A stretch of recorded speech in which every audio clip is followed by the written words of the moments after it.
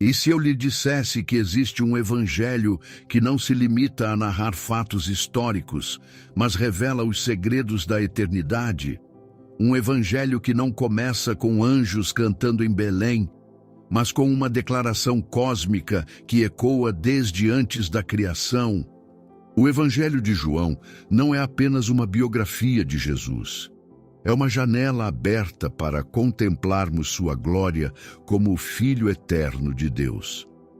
Aqui não vemos apenas milagres ou parábolas, mas o próprio Cristo revelado como a luz que dissipa as trevas, como a fonte de vida que jamais se esgota.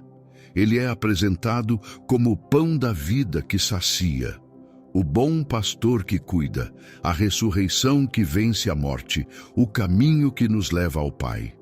Cada capítulo desse evangelho é um convite para ir além do superficial e experimentar a profundidade do amor divino. João nos conduz a crer, não apenas com a mente, mas com o coração, para recebermos a vida abundante que só Jesus pode oferecer. Você está disposto a atravessar esse véu e descobrir a verdade transformadora que o Evangelho de João revela? João inicia seu evangelho revelando a identidade eterna de Cristo. No princípio era o Verbo, e o Verbo estava com Deus, e o Verbo era Deus. João 1:1.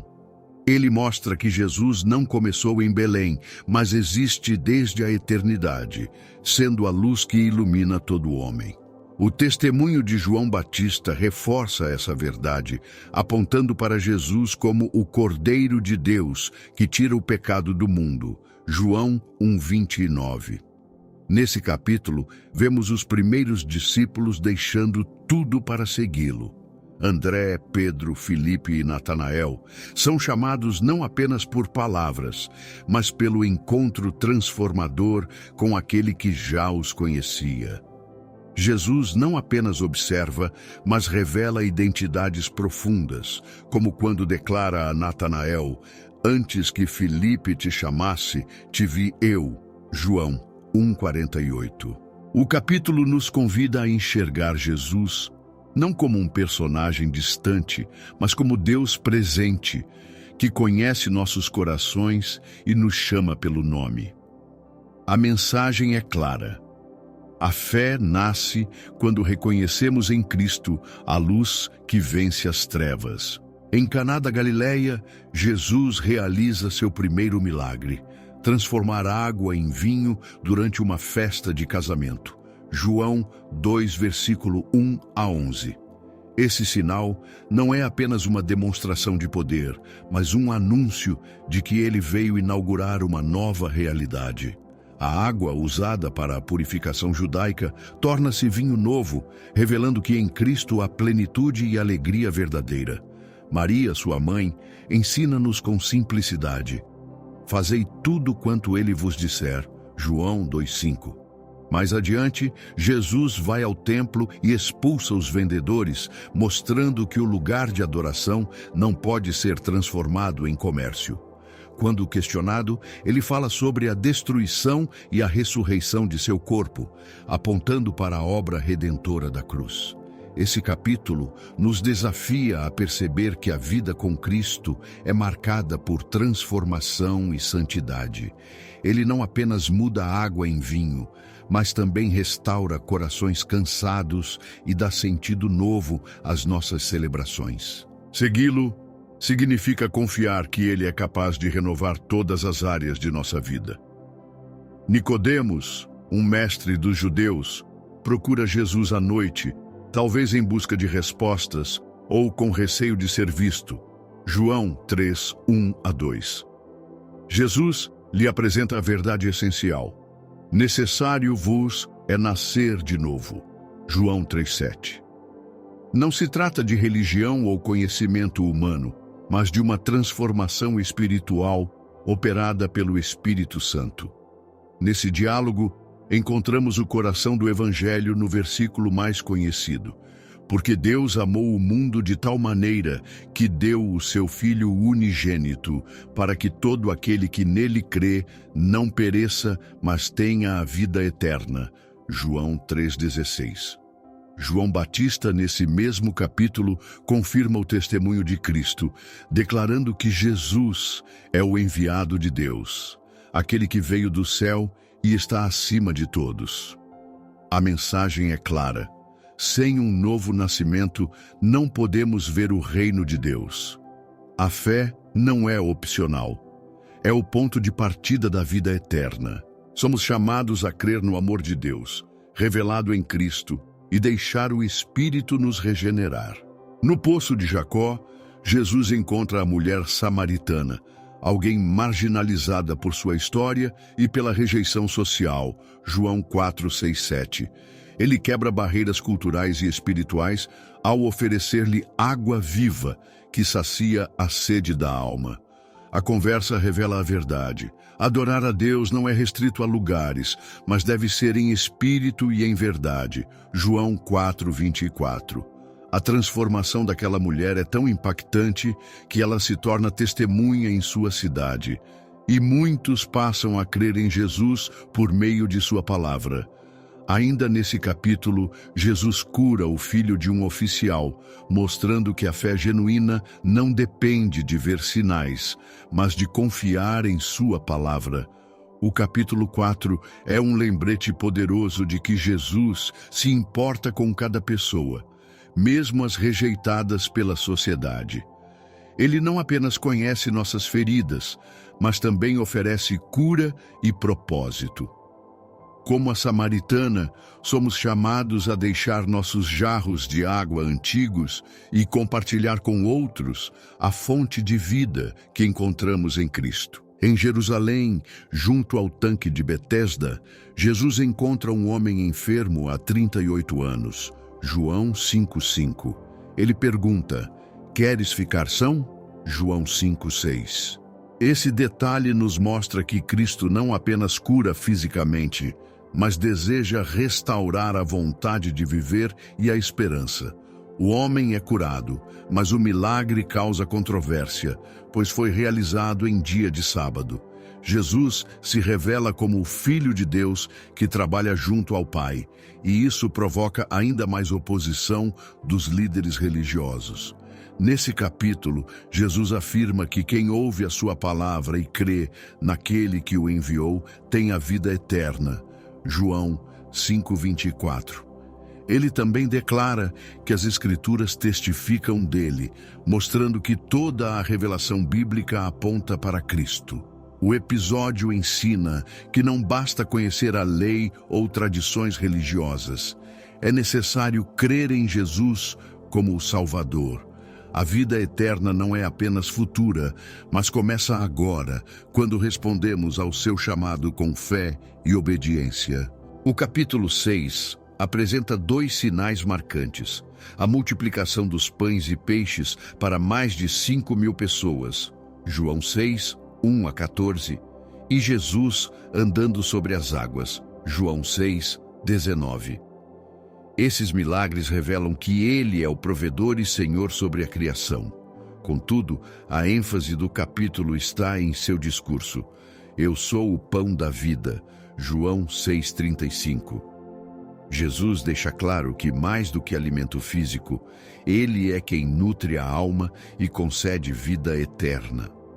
Muitos se escandalizam com suas palavras e deixam de segui-lo, mas Pedro responde com fé: "Senhor, para quem iremos nós? Tu tens as palavras da vida eterna." João 6, 68. Esse capítulo nos confronta sobre nossas motivações em seguir a Cristo. Buscamos apenas bênçãos materiais ou reconhecemos nele a verdadeira fonte de vida? O pão que perece pode saciar por um tempo, mas somente Jesus sustenta nossa eternidade. Ele nos chama a comer de sua carne e beber do seu sangue, ou seja, a viver em plena comunhão com Ele. Durante a festa dos tabernáculos, Jesus sobe a Jerusalém em meio a murmúrios e dúvidas sobre sua identidade. João 7:10 a 12. Muitos discutiam se ele era o Messias ou apenas um enganador. No meio da festa, ele ensina no templo com autoridade, revelando que sua doutrina vem de Deus. A divisão entre o povo mostra que a presença de Cristo sempre exige uma decisão. No clímax, Jesus proclama: "Se alguém tem sede, venha a mim e beba." João 7,37. Ele se apresenta como a fonte da água viva, referindo-se ao Espírito Santo que seria dado. Esse capítulo nos lembra que, em um mundo dividido por opiniões, a verdadeira vida só é encontrada em Cristo. A sede espiritual da humanidade não pode ser saciada por tradições ou filosofias, mas apenas pelo Espírito que ele concede. A pergunta ecoa: temos bebido dessa fonte viva ou buscamos águas que não satisfazem? Assim como naquele tempo, hoje a decisão diante de Jesus continua a separar os corações. Em João 8, Jesus é confrontado com a mulher apanhada em adultério. Os líderes religiosos desejavam condená-la, mas Jesus responde: "Aquele que de entre vós está sem pecado, seja o primeiro que atire pedra contra ela." João 8:7. Um a um, todos se retiram, e a mulher encontra perdão e nova chance. Essa cena nos mostra a graça que liberta do peso da condenação. Mais adiante, Jesus declara: "Eu sou a luz do mundo. Quem me segue não andará em trevas." João 8:12. Porém, muitos resistem, acusando-o e rejeitando sua autoridade. Ele ainda ensina: "E conhecereis a verdade, e a verdade vos libertará." João 8:32. O capítulo termina com uma afirmação impactante: "Antes que Abraão existisse, eu sou." João 8:58, revelando sua divindade eterna. Aqui vemos o contraste entre a dureza da religiosidade e a liberdade que só Cristo oferece. Ele não apenas perdoa pecados, mas ilumina caminhos e concede vida verdadeira. Seguir Jesus é sair das trevas para caminhar na luz. Ao passar, Jesus encontra um cego de nascença. Os discípulos perguntam se a causa de sua condição era pecado, mas ele responde que aquela situação serviria para manifestar as obras de Deus. João 9:3. Com um gesto simples, unindo saliva e barro, unge os olhos do homem e o envia ao tanque de Siloé. O cego obedece e volta enxergando. Esse milagre desperta controvérsias entre os fariseus, que questionam a legitimidade do ato por ter sido feito no sábado.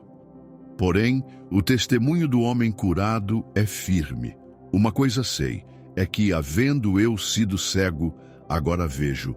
João 9:25. A cura física aponta para a realidade espiritual. Muitos têm olhos abertos, mas permanecem cegos para a verdade de Cristo. O capítulo mostra que a fé não depende de explicações complexas, mas de uma experiência viva com Jesus. Ele continua a abrir olhos hoje, libertando-nos das trevas da incredulidade e revelando a luz que transforma nossa visão do mundo. Jesus usa a metáfora do pastor para revelar seu cuidado com os que creem. "Eu sou o bom pastor. O bom pastor dá a sua vida pelas ovelhas." João 10:11. Diferente do mercenário que abandona o rebanho em momentos de perigo, ele permanece fiel e sacrificial. Nesse discurso, Jesus também afirma: "Eu sou a porta. Se alguém entrar por mim, salvar-se-á." João 10:9. Ele é o único caminho de acesso à vida eterna. Suas palavras despertam divisão entre os ouvintes, mas também segurança para os que creem. "As minhas ovelhas ouvem a minha voz, e eu conheço-as, e elas me seguem, e dou-lhes a vida eterna." João 10:27-28. Esse capítulo nos traz conforto e desafio. Somos chamados a ouvir a voz do pastor e segui-lo, confiando que ninguém pode nos arrebatar de suas mãos.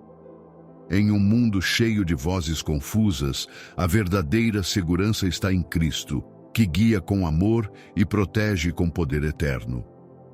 Em Betânia, Jesus recebe a notícia da morte de Lázaro.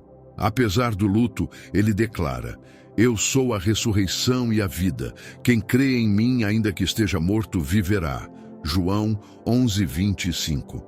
Essa afirmação não é apenas uma promessa futura, mas uma realidade presente. Diante da dor de Marta e Maria, Jesus chora. João 11:35, mostrando sua compaixão. Em seguida, ele ordena que removam a pedra do túmulo e clama: "Lázaro, vem para fora." João 11:43. O milagre da ressurreição não apenas consola os amigos, mas também revela o poder de Cristo sobre a morte. Contudo, esse sinal desperta ainda mais oposição dos líderes religiosos que passam a conspirar contra ele. O capítulo nos ensina que Jesus é Senhor, tanto das lágrimas quanto da vitória. Ele se importa com nossas dores e ao mesmo tempo nos dá esperança eterna. Assim como Lázaro foi chamado à vida, também somos chamados a viver pela fé, livres do poder da morte. 6 dias antes da Páscoa, Maria unge os pés de Jesus com um perfume precioso, gesto de amor e adoração. João 12:3. Esse ato contrasta com a incredulidade de Judas, que critica o desperdício. A cena revela que o verdadeiro discípulo valoriza a presença de Cristo acima de qualquer bem material. Nesse capítulo, Jesus entra em Jerusalém montado em um jumento, cumprindo a profecia messiânica. João 12:13-15. O povo o aclama com ramos de palmeiras, mas muitos ainda não compreendem a natureza de seu reinado. Jesus anuncia que a hora de sua glorificação chegou e usa a imagem do grão de trigo. Se o grão de trigo, caindo na terra, não morrer, fica ele só. Mas se morrer, dá muito fruto. João 12:24. Aqui vemos o princípio do sacrifício que gera vida. O capítulo nos desafia a escolher entre amar a vida terrena ou entregá-la a Cristo para frutificar eternamente. Quem serve a Jesus deve segui-lo, confiando que a glória vem pela obediência e pela cruz. Durante a última ceia, Jesus surpreende seus discípulos ao lavar-lhes os pés. João 13:5. Esse gesto humilde revela que a grandeza no reino de Deus não está em poder, mas em serviço. Ele ensina: "Se eu, Senhor e Mestre, vos lavei os pés, vós deveis também lavar os pés uns dos outros." João 13:14. O capítulo também relata a traição de Judas, mostrando que até mesmo em meio à comunhão há corações endurecidos. Antes de partir, Jesus dá um novo mandamento: "Que vos ameis uns aos outros, assim como eu vos amei." João 13:34. Esse amor não é baseado em interesse, mas em entrega e sacrifício. Pedro, impetuoso, promete seguir Jesus até a morte, mas o Mestre profetiza sua negação. Assim, aprendemos que até os mais zelosos são frágeis sem a graça de Deus. O capítulo 13 nos chama a viver o amor em ação, servindo com humildade e perdoando com generosidade, refletindo o coração de Cristo no mundo. Diante da angústia dos discípulos pela partida iminente, Jesus os consola. "Não se turbe o vosso coração. Credes em Deus, crede também em mim." João 14:1. Ele revela que vai preparar lugar na casa do Pai e afirma: "Eu sou o caminho, e a verdade e a vida. Ninguém vem ao Pai senão por mim." João 14:6. Essas palavras trazem esperança e exclusividade. Não há outro meio de salvação além de Cristo. Ele também promete a presença do Espírito Santo, o Consolador, que ensinará e lembrará todas as coisas. João 14:26. O capítulo destaca a união entre amar a Cristo e obedecer a seus mandamentos. Jesus assegura: "Deixo-vos a paz, a minha paz vos dou." João 14:27. Essa paz não depende das circunstâncias, mas da certeza de sua presença. O capítulo 14 nos encoraja a confiar que, mesmo em tempos de incerteza, temos um lar eterno preparado e um guia fiel que nos sustenta pelo Espírito. Jesus usa a metáfora da videira verdadeira para ensinar sobre a comunhão com Ele. Eu sou a videira verdadeira e meu Pai é o lavrador. João 15:1. Os ramos que permanecem nele dão fruto, mas os que se desligam, secam e são lançados fora. A vida cristã não é produzida por esforço humano, mas pela permanência em Cristo, fonte de vida. Ele também ordena: o meu mandamento é este, que vos ameis uns aos outros, assim como eu vos amei. João 15:12. O amor é o fruto principal que demonstra nossa ligação com o Mestre.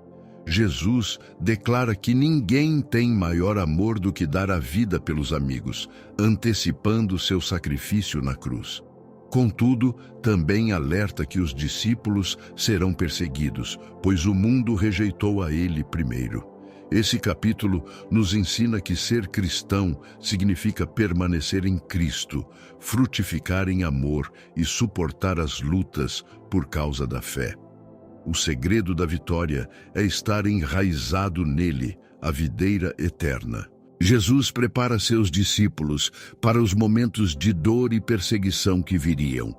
Ele lhes diz que seriam expulsos das sinagogas e até perseguidos em nome de uma falsa devoção a Deus.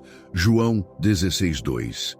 Mas em meio às aflições, promete a presença do Consolador, o Espírito Santo, que convencerá o mundo do pecado, da justiça e do juízo. João 16:8. Ele também afirma que o Espírito os guiará em toda a verdade, glorificando a Cristo. Jesus usa a metáfora da mulher em trabalho de parto. A dor é intensa, mas logo é transformada em alegria pelo nascimento. Assim seria com eles: tristeza pela cruz, mas júbilo pela ressurreição. Concluindo, Jesus declara: no mundo tereis aflições, mas tende bom ânimo. Eu venci o mundo. João 16:33.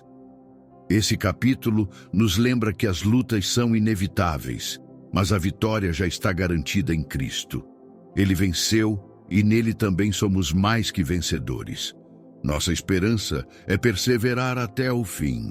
Este capítulo é conhecido como a oração sacerdotal de Jesus. Ele levanta os olhos ao céu e intercede primeiro por si mesmo, depois pelos discípulos e, por fim, por todos os que creriam através da mensagem deles. Jesus declara: a vida eterna é esta, que conheçam a Ti, o único Deus verdadeiro, e a Jesus Cristo, a quem enviaste. João 17:3. Ele pede que os discípulos sejam guardados do mal e santificados pela verdade, que é a palavra. A parte mais emocionante é quando ele ora por nós, para que todos sejam um, como tu, ó Pai, o és em mim e eu em ti. João 17:21. A unidade da igreja é fruto da presença de Cristo e testemunho ao mundo. Esse capítulo nos ensina que Jesus não apenas morreu por nós, mas também orou por nossa fé e nossa comunhão. Ele nos chama a viver em santidade, verdade e unidade, refletindo o amor divino em um mundo dividido. O capítulo 18 narra a prisão de Jesus. No jardim, ele se apresenta aos soldados dizendo: sou eu. João 18:5-6. E sua autoridade divina é tão impactante que todos recuam e caem por terra. Jesus não foge, mas entrega-se voluntariamente. Pedro, em sua tentativa de defender o mestre, corta a orelha de Malco, mas Jesus o repreende, mostrando que seu caminho era o da obediência à vontade do Pai. Jesus é levado a Anás e Caifás, depois ao pretório de Pilatos. Enquanto isso, Pedro cumpre a profecia e nega 3 vezes, sentindo o peso de sua fraqueza. Pilatos interroga Jesus e ouve dele: o meu reino não é deste mundo. João 18:36. Esse capítulo nos mostra a soberania de Cristo, mesmo diante da injustiça. Ele não foi vítima das circunstâncias, mas cordeiro obediente. Aqui aprendemos que seguir a Cristo é reconhecer que seu reino não é terreno e que a vitória não vem pela força da espada, mas pelo sacrifício da cruz. Jesus é condenado à crucificação. Pilatos, pressionado pela multidão, lava as mãos de sua responsabilidade, mas entrega o inocente para ser açoitado e humilhado. Colocam-lhe uma coroa de espinhos e zombam dele como rei dos judeus. O povo inflamado grita: "Crucifica-o! Crucifica-o!" João 19:15. Assim, o Filho de Deus é levado ao Gólgota, onde é pregado entre dois criminosos cumprindo as Escrituras. Na cruz, Jesus não carrega apenas dor física, mas o peso do pecado de toda a humanidade. Ao aproximar-se o fim, ele proclama uma das frases mais poderosas da história: "Está consumado." João 19:30. Não é um grito de derrota, mas de vitória. A obra da redenção foi concluída, o preço do pecado pago. Após sua morte, José de Arimateia e Nicodemos, antes discretos, agora demonstram coragem ao preparar e sepultar seu corpo. A cruz, que parecia vergonha, tornou-se triunfo. O sangue derramado é fonte de vida e reconciliação com Deus. O capítulo 19 nos convida a contemplar a cruz como o centro da fé, a ponte que nos leva de volta ao Pai. O primeiro dia da semana traz a maior notícia da história. O túmulo está vazio. Maria Madalena chora diante da sepultura, mas encontra o ressuscitado, que a chama pelo nome: Maria. João 20:16. Esse encontro mostra que Jesus conhece cada um de nós pessoalmente. Pedro e João também testemunham o túmulo vazio, e a fé começa a florescer. Mais tarde, Jesus aparece aos discípulos e sopra sobre eles o Espírito Santo. João 20:22, enviando-os em missão. Tomé, ausente na primeira aparição, duvida até que toca as marcas da crucificação e então confessa: "Senhor meu e Deus meu." João 20:28. Jesus responde: "Bem-aventurados os que não viram e creram." João 20:29. Esse capítulo nos convida a crer no Cristo vivo, mesmo sem vê-lo fisicamente. A ressurreição não é apenas um evento histórico, mas a garantia de nossa vitória sobre a morte. O Cristo ressuscitado continua a chamar cada um pelo nome, renovando fé e esperança. O Evangelho de João é mais que uma narrativa. É um convite a crer em Jesus como o Filho de Deus e, crendo, ter vida em seu nome. João 20:31. Cada capítulo revela um aspecto do Cristo eterno: luz, pão, água viva, pastor, ressurreição, caminho e vida. João não escreve apenas para informar, mas para transformar. Ele nos mostra que a fé não é teórica, mas nasce de encontros pessoais com Cristo. Nicodemos à noite, a mulher samaritana junto ao poço, o cego de nascença, Maria chorando no túmulo. Em cada história, vemos que Jesus não está distante, mas próximo, conhecendo nossos medos, feridas e esperanças. Hoje, este Evangelho continua a falar conosco. Em meio à correria, ao vazio espiritual e às incertezas, ouvimos novamente a voz de Cristo: "Não se turbe o vosso coração." João 14:1.